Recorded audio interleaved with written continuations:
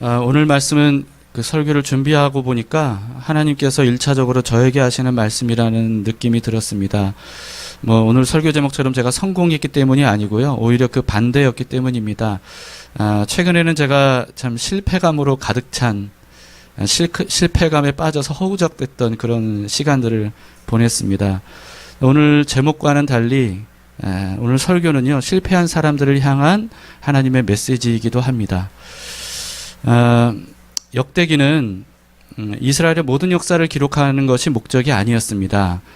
포로에서 돌아온 이스라엘 백성들에게 우리가 그래도 아직까지 하나님의 약속을 받은 하나님의 백성들이다 라고 하는 이 정체성을 알려주기 위해서 기록한 그런 역사서입니다. 그렇기 때문에 모든 역사를 다 기록하지 않고 선별해서 기록을 했는데, 그래서 역대기를 어떻게 시작을 했냐면 이스라엘의 영광이 시작되었던 다윗 왕과 그의 왕조로부터 시작이 되죠. 그래서 거기에 집중된 그런 기록이고요. 특히 이스라엘의 심장이라고 할 수 있는 성전에 대해서 굉장히 상세하게 기록을 하고 있습니다. 그러다 보니까 다윗 왕이 잘못한 것 중에 가장 큰 잘못, 여러분 아시죠? 밧세바를 범했던, 그리고 밧세바의 남편을 죽게 했던 이런 다윗의 아주 추악하고 끔찍한 큰 죄는 이 역대기에는 빠져 있습니다. 그런데 반면에 오늘 본문에 다른 죄였던 인구를 조사했던 그런 기록은 돼 있단 말이죠. 왜 인구조사의 죄가 기록이 돼 있을까? 왜냐하면요, 인구조사의 죄로 인해서 성전 부지가 결정이 되거든요. 그래서 여러분들이 오늘 본문 이후에 이번 주 큐티를 여러분들이 해보시면 이게 인구조사가 성전 부지와 어떻게 연결이 되는지를 여러분들이 확인해 보실 수가 있을 겁니다. 오늘은 다윗이 인구를 조사한 게 왜 죄인지 이걸 한번 알아보겠습니다. 다윗이 이스라엘 왕이 된 후에 이스라엘이 역대 가장 부강했던 때예요. 이때가 역대상 18장 13절에는 이렇게 기록이 되어 있습니다. 다윗이 어디로 가든지 여호와께서 이기게 하셨더라. 그러니까 이제 20장까지는 이처럼 다윗이 왕이 된 다음에 하나님께서 다윗과 함께 하셔서 다윗이 어디로 가서 싸우든지 간에 다 이기도록 하셨던 그런 역사적인 기록들이 기록이 되어 있습니다. 다윗 이전에는 사실 그렇지 않았거든요. 이스라엘은 다윗 이전에는 주변의 강대국들로 인해서 새우 등살이 터지듯이 그렇게 굉장히 많은 괴롭힘을 당했는데 여기에 대해서 저항할 힘이 거의 없었습니다. 가끔가다 한 번씩 하나님께서 어떤 믿음의 사람을 통해서 한 번씩 이기도록 하심으로써 그 이긴 것도요, 압도적으로인 어떤 이김이 아니었고요. 이스라엘을 겨우 구원 지켜내는 그런 수준이었습니다. 그런데 하나님을 너무나 사랑했던 다윗이 등장을 하고 이스라엘 왕이 되면서부터 하나님께서는 다윗을 통해서 계속 이기도록 하신 거죠. 어쩌다 한 번 이긴 게 아니라 지지 않고 계속 이길 수 있도록 하셨습니다. 그래서 그동안에 이스라엘을 억압했던 주변 나라들을 하나씩 굴복을 하기 시작을 했고요. 그리고 빼앗겼던 영토들도 모두 다 되찾았습니다. 뿐만 아니고요, 주변 나라들에게 조공을 받는 이런 제국으로까지 성장을 하게 됐습니다. 이건 하나님의 정말 놀라운 은혜가 아닐 수 없는 거죠. 그런데 여러분, 실패보다 훨씬 위험한 것은 성공입니다. 성공 이후가 실패보다 훨씬 위험합니다. 다윗 직전 왕이었던 이스라엘의 초대 왕 사울도 그랬죠. 사울도 처음에는 겸손한 사람이었습니다. 그런데 하나님의 은혜로 연이은 성공을 하면서부터 타락을 하게 됐어요. 그래서 하나님을 떠나고 자기의 힘으로 살려고 하다가 결국은 완전히 그 가문이 망하고 말았죠. 다윗에게도 사울 왕 같은 똑같은 시험이 찾아옵니다.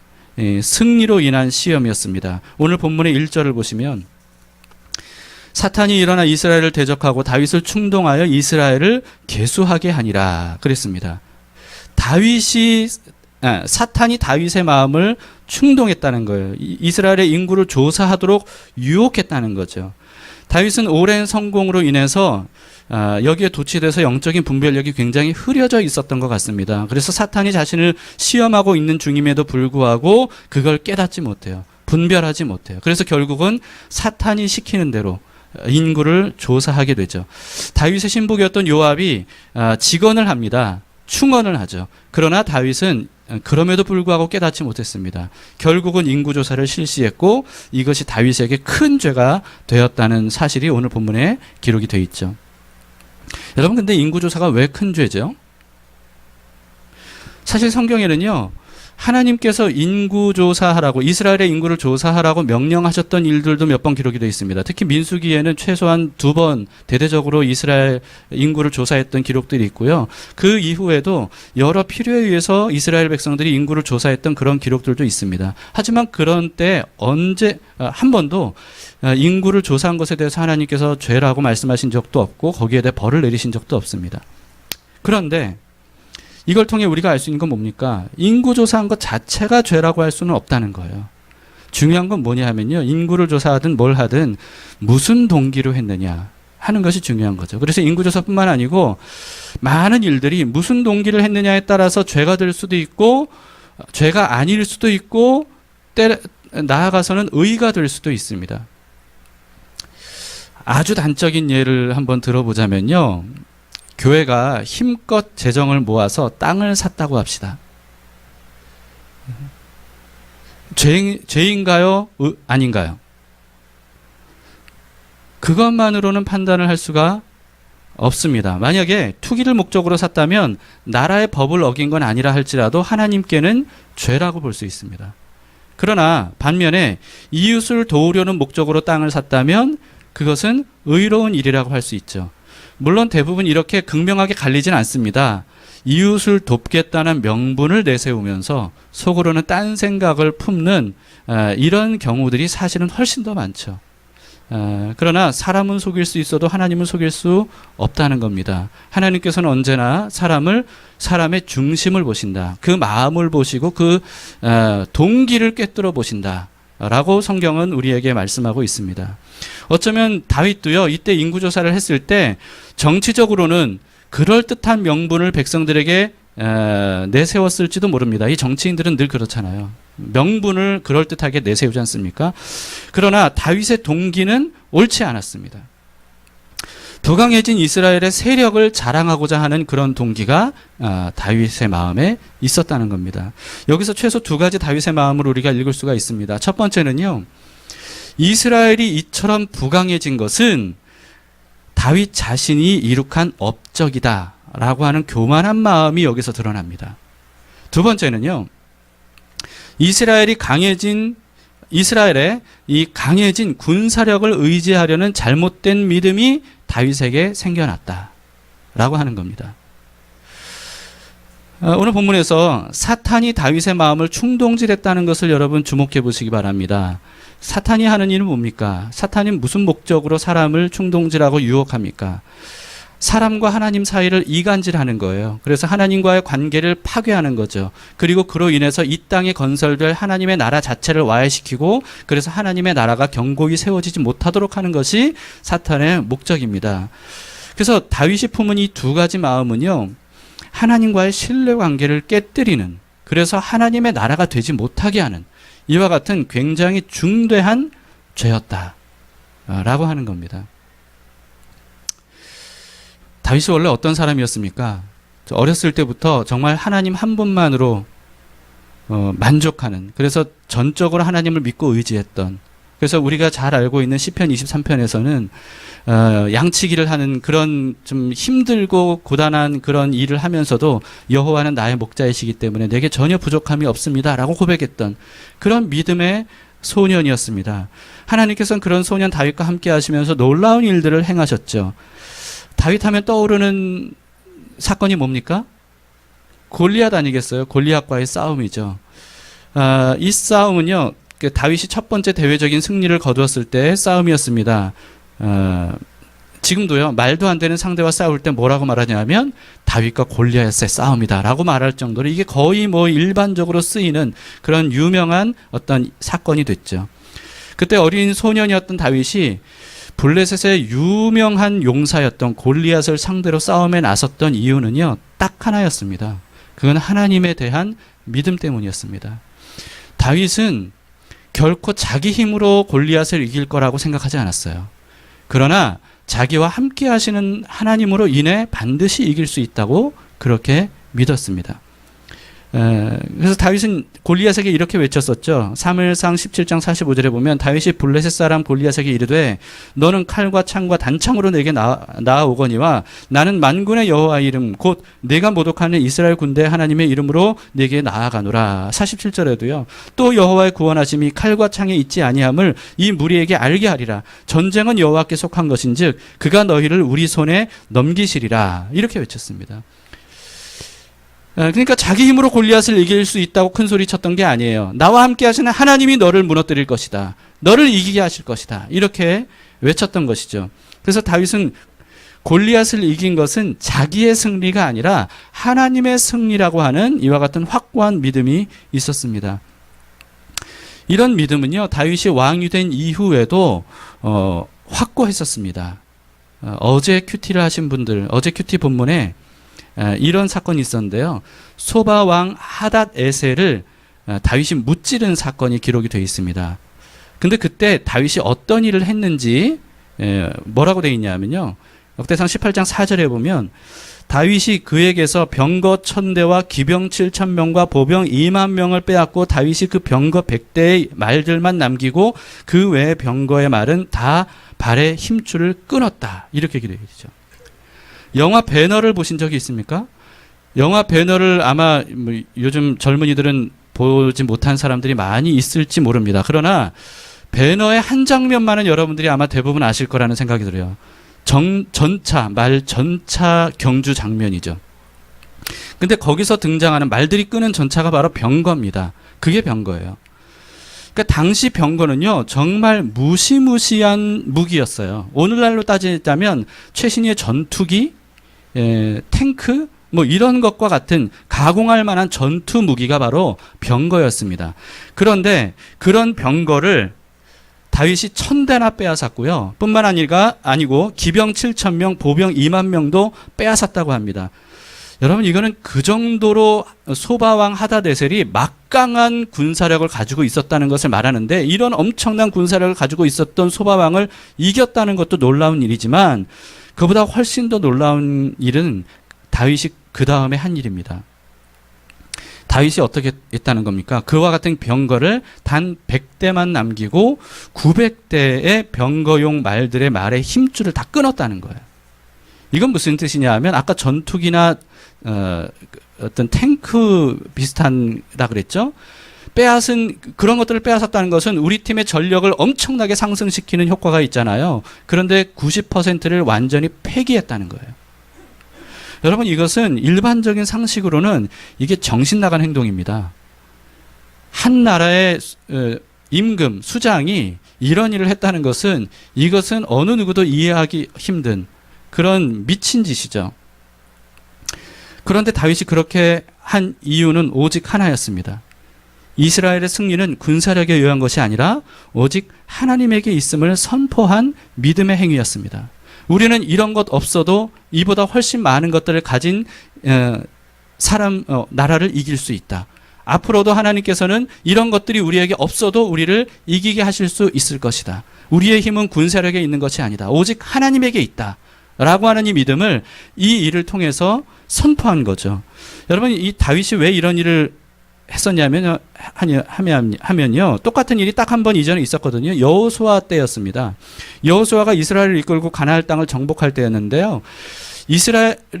여호수아가 이끄는 이스라엘이 막 계속 가나안 땅을 정복하니까 위기감을 느꼈던 가나안 땅의 왕들이 연합군을 형성을 했습니다. 그래서 어마어마하게 많은 군사들을 이끌고 왔는데 해변의 모래처럼 많았다 그랬어요. 여러분 혹시 300이라는 영화를 보셨는지 모르겠는데요. 그 영화에 보면 정말 그렇게 해변의 모래처럼 가득 찬 군사의 장면들이 있거든요. 그런 압도적인, 보기만 해도 압도적인, 뿐만 아니라 말과 병거들도 셀 수 없이 많은 그런 연합군을 형성해서 이스라엘을 대항하는 그런 장면이 기록이 되어 있습니다.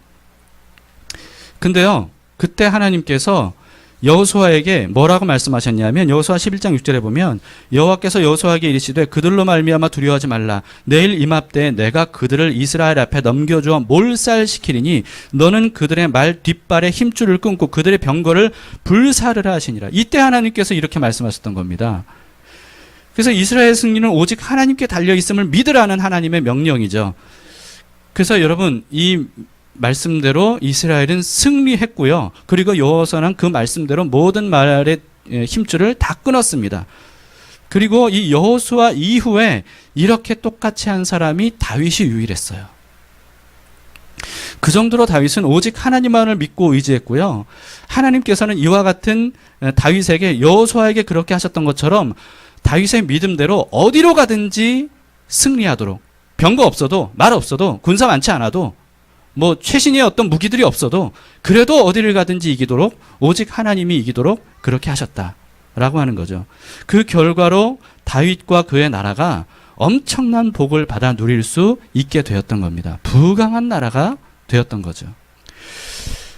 근데 여러분, 이와 같은 승리가 오랫동안 계속되니까 이게 다윗이 점점 변질이 됐던 거예요. 교만해지게 된 겁니다. 그래서 교만은 여러분 모든 악의 근원입니다. 그 이유가 뭐냐 하면, 이 교만한 마음이 우리 안에 들어오면 하나님 자리를 빼앗게 되거든요. 그리고 자기도 모르는 사이에 하나님을 대적하게 돼요.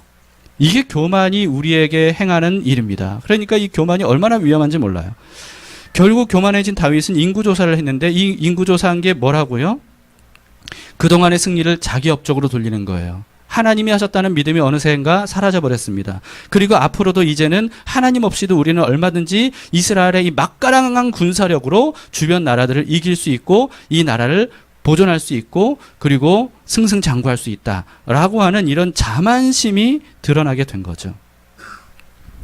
여러분, 이것은 하나님께서 다윗에게 뭐라고 약속하셨냐면요, 너의 나라를 영원히 견고하게 하겠다라고 하나님이 약속하셨거든요.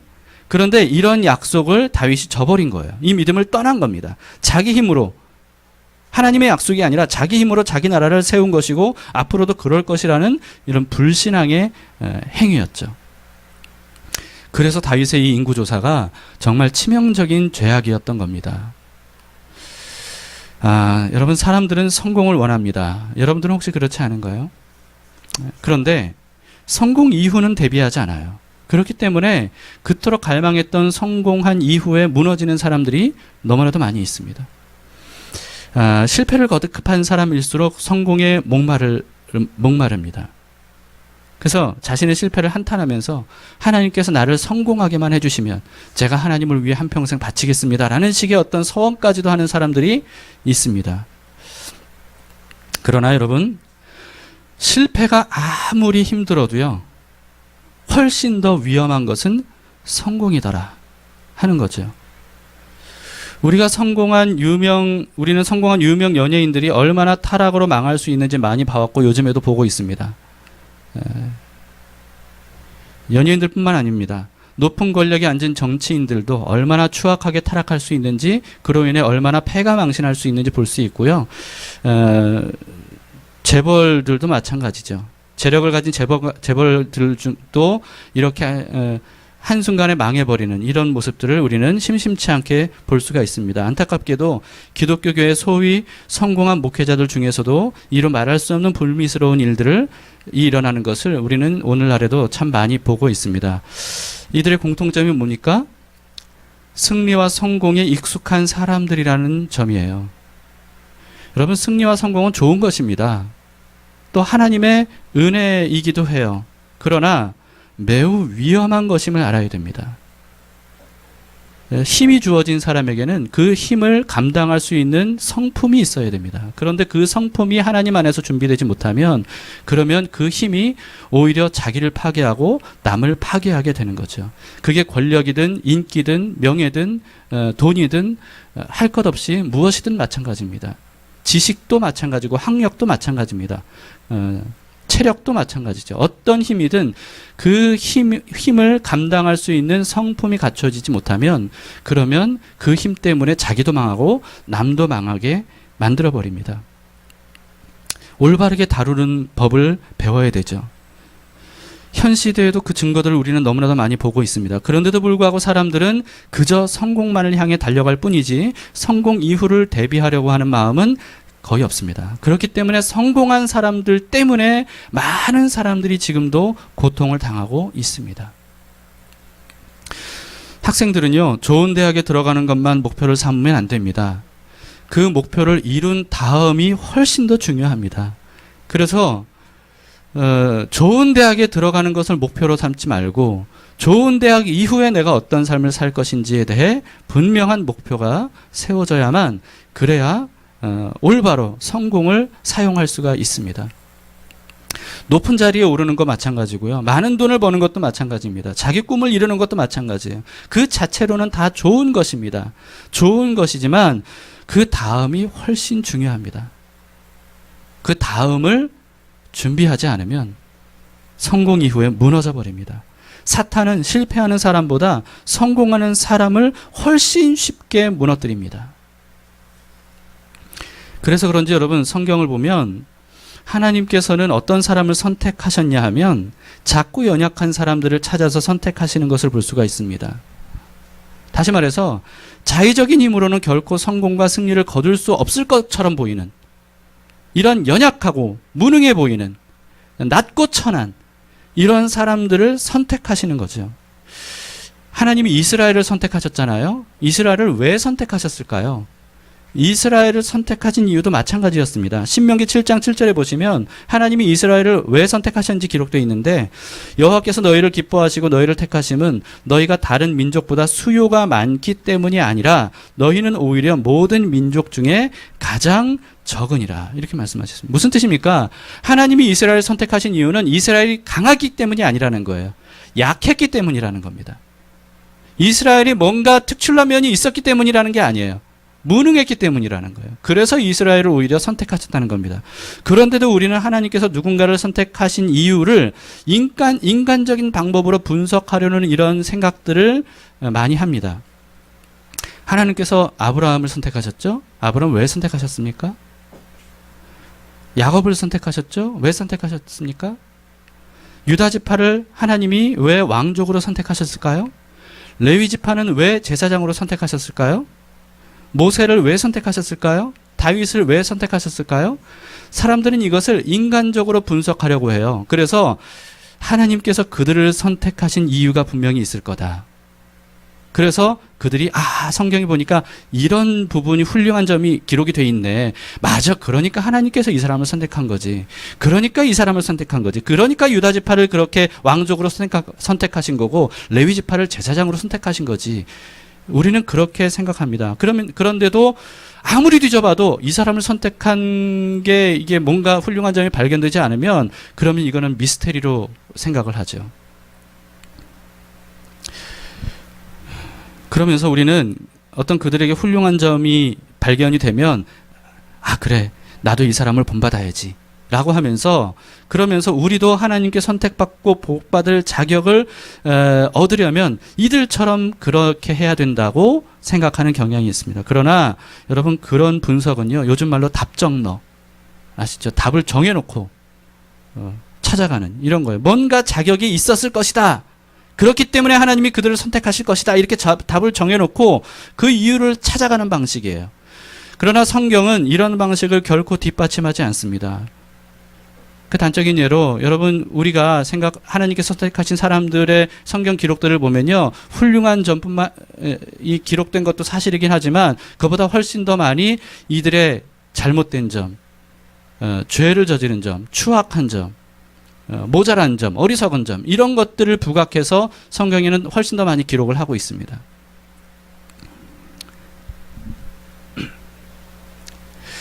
여러분, 성경은요, 한결같이 하나님께서 선택하신 이유는 특별한 자격이 있어서가 아니라 오히려 아무런 내세울 자격이 전혀 없기 때문이라는 사실을 성경은 강조해주고 있습니다. 지금 이 공기가요, 약간 좀 이렇게 더우니까 졸릴 만한 그러니까 에어컨을 좀 켜주시겠어요?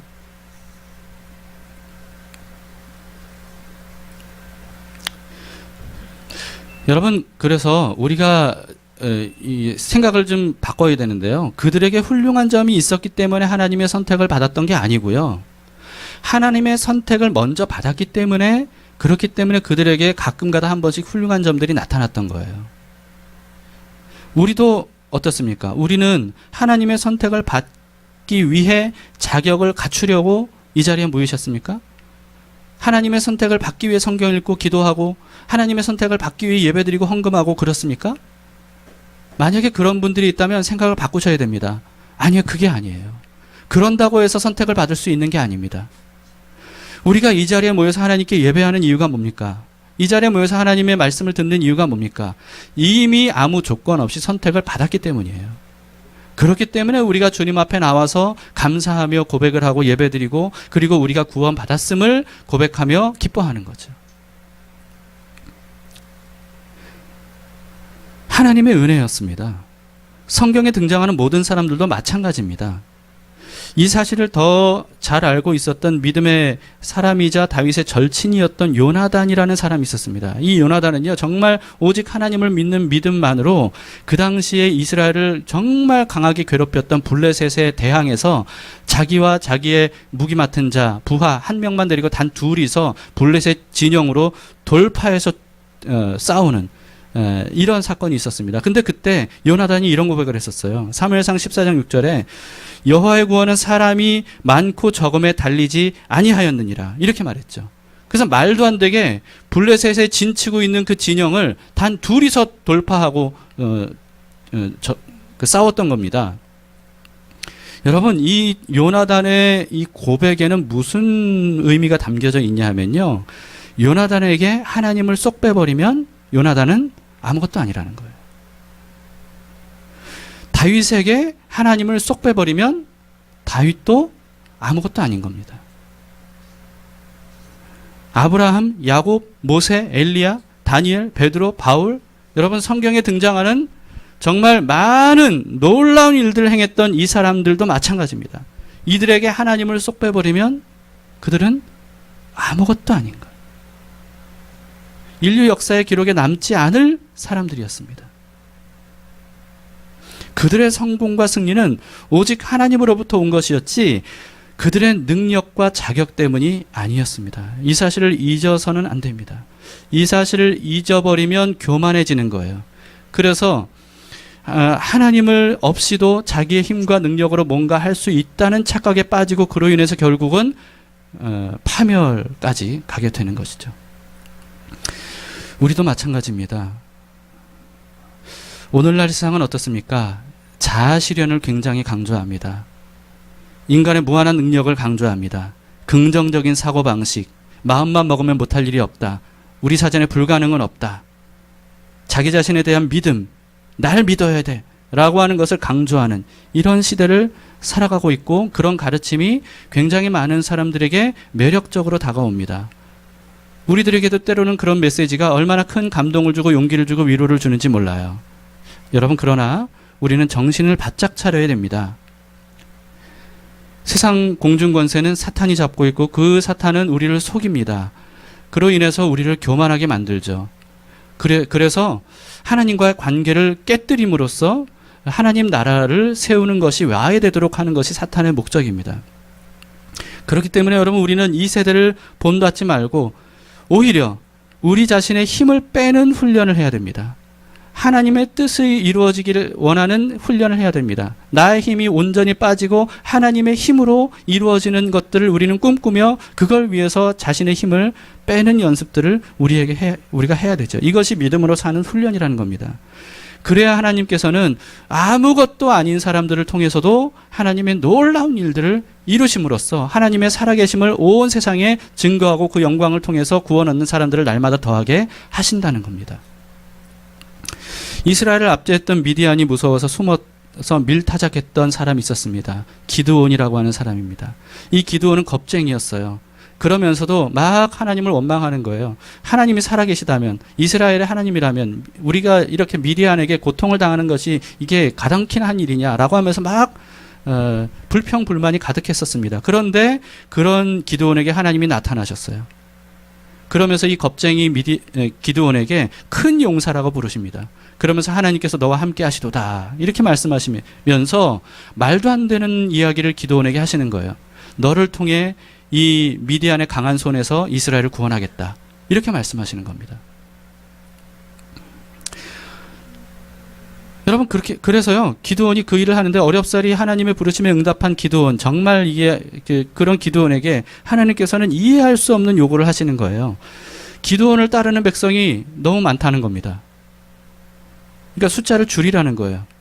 그래서 사사기 7장 2절에 보면 여호와께서 기드온에게 이르시되 너를 따르는 백성이 너무 많은즉 내가 그들의 손에 미디안 사람을 넘겨주지 아니하리니 이는 이스라엘의 나를 거슬러 스스로 자랑하기를 내 손이 나를 구원하였다 할까 함이니라. 여러분 그 사람들은 항상 문제가 뭐라고 말합니까? 숫자가 충분히 많지 않다. 이걸 문제라고 합니다. 그러나 하나님은 항상 숫자가 너무 많다. 이게 문제라고 하셔요. 우리는 뭔가가 부족한 게 문제라고 말합니다. 그러나 하나님께서는 너무 많이 가진 게 문제라고 하셔요. 잊지 말기를. 하나님의 말씀을 들은 기드온은요, 10,000명만 남기고 22,000명을 돌려보냅니다. 10,000명으로 싸우는 게 이게 얼마나 힘들어요. 그런데도 불구하고 하나님은 아직도 많다는 거예요. 더 줄이라는 거예요. 그래서 결국 줄여서 몇 명만 남았습니까? 300명만 남았습니다. 이거는 군사력이 될 수도 없는 거예요. 이길 수가 없는 싸움을 하라는 겁니다. 더구나 그 당시에 이스라엘은요, 무기도 변변하지 않았거든요. 무기라는 게 거의 없었어요. 사울 왕 때에 사울 왕과 요나단만 무기가 있었어요. 나머지는 다 뭐 삽, 곡괭이 이런 것만 가지고 싸웠던 거예요. 이 당시 그러니까 기드온 때는 얼마나 더했겠습니까? 그런데도 300명만 남겼어요. 이게 싸움이 됩니까? 그런데 하나님께서 그런 소수의 300명을 통해서 미디안의 강한 손에서 이스라엘을 건져내셨다는 거죠. 이 대목에서도요, 사람들은 이 300명이 뭔가 특별한 사람들이었을 거야. 이렇게 생각합니다. 그래서 성경을 뒤져보면서 300명이 선택된 이유가 뭘까? 이 300명을 통해 하나님께서 승리를 거두게 하신 이유가 뭘까? 이들이 물 마실 때 뭔가 특별했어. 이 사람들은 물 마신 이런 모습들을 통해서도 이게 뭔가 이들이 특별하기 때문에 그들을 통해서 하나님이 이들의 능력을 통해 하나님께서 뭔가 이기시도록 하셨을 거야 라고 생각합니다. 그렇지 않습니다. 성경이 말하려고 하는 건 그런 게 아니에요. 그들이 특별했기 때문이 아니라는 겁니다. 그들과 함께 하셨던 하나님이 특별하셨기 때문이라는 거예요. 이들은 연약하다는 거예요. 숫자를 줄인 이유도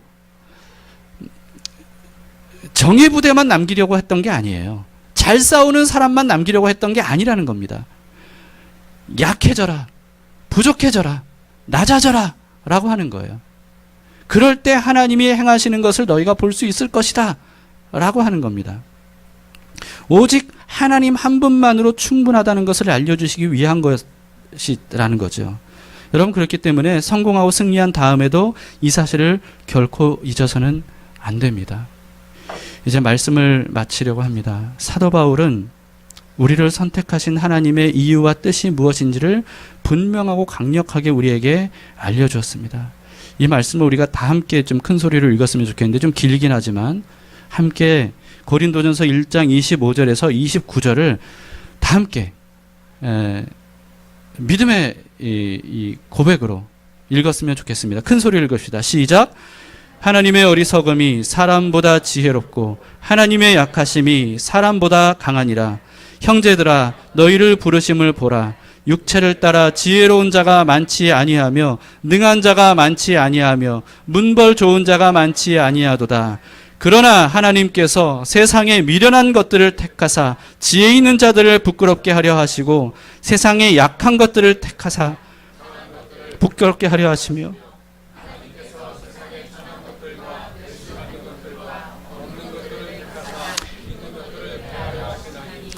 이는 아무 육체도 하나님 앞에서 자랑하지 못하게 하려 하십니다.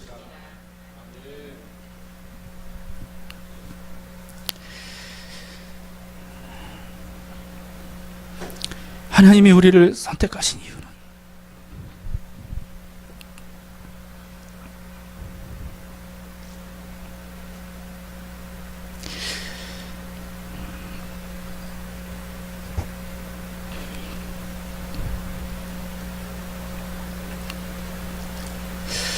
하나님이 우리를 선택하신 이유는 우리에게 자격이 있어서가 아닙니다. 우리에게 능력이 있어서가 아닙니다. 그런데 때로는 우리가 우리의 자격이 없다고, 우리에게 능력이 없다고, 우리에게 힘이 없다고, 그것 때문에 절망하고 낙심하고 하나님을 바라보지 못할 때가 얼마나 많은지 모릅니다. 애초에 하나님은 우리를 우리의 능력으로 뽑으신 게 아닙니다. 우리의 자격으로 뽑으신 게 아닙니다. 우리의 재능을 보고 뽑으신 게 아닙니다. 우리가 약하기 때문에, 하나님의 행하시는 것이 필요한 사람들이기 때문에, 하나님 없이는 아무것도 할 수 없는 사람들이기 때문에, 그렇기 때문에 하나님이 우리를 선택하셨습니다. 그로 인해서 하나님은 그와 같은 사람들을 통해 지혜롭다 하는 사람들을 부끄럽게 하시고, 강하다 하는 사람들을 부끄럽게 하시고, 세상에 천한 것과 멸시받는 사람들, 없는 사람들을 택하셔서 있는 사람들을 폐하려 하신다고 이렇게 말씀을 하셨습니다. 하나님 한 분이면 충분하다. 하나님께서 오늘 우리에게 그렇게 말씀하고 계십니다. 이 믿음으로 살아가도록 합시다. 그리고 하나님의 은혜와 축복으로 우리가 성공하고 승리했더라도 이 사실을 잊지 말고, 우리의 승리와 성공은 주님이 하신 것이다. 나에게 주님이 빠지면 난 아무것도 아니다 라고 하는 사실을 잊지 않는 그런 믿음의 사람들로 끝까지 남아주시기를 바랍니다.